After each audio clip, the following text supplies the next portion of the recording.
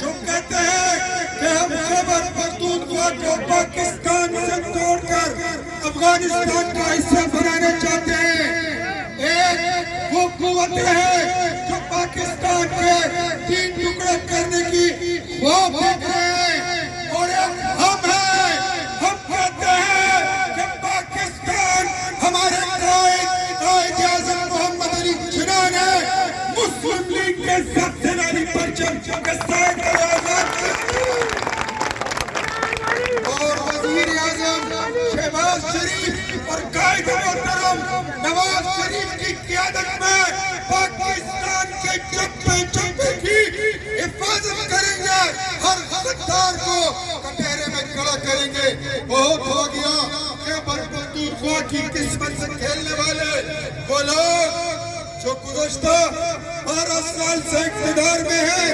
आज आपकी यूनिवर्सिटियां बेची जा रही है। अल्लाह ताला इस मुल्क को किसी और दिन भी आजादी दे सकते थे, मगर 27वीं शब रमजान की लैलतुल कदर की वो रात, उस मुबारक रात का इंतखाब इसलिए किया कि इस्लाम दुश्मनों को, पाकिस्तान दुश्मनों को ये पैगाम देना था कि लोग आते जाते रहेंगे, ये मुल्क के खुदा दाता क़यामत कायम रहेगा इंशाअल्लाह ताला। नहीं तो पाकिस्तान नहीं। कान खोल के सुन लो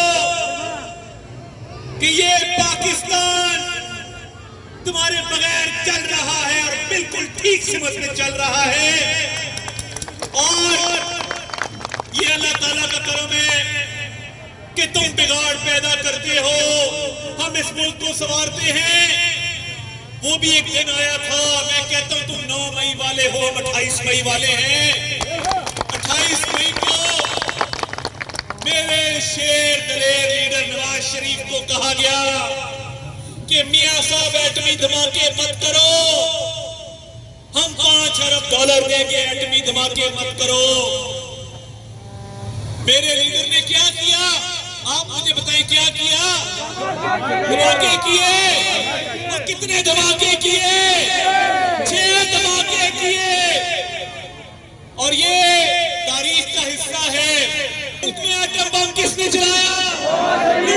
किसने खत्म की? इस मुल्क की इज्जत किसने बहाल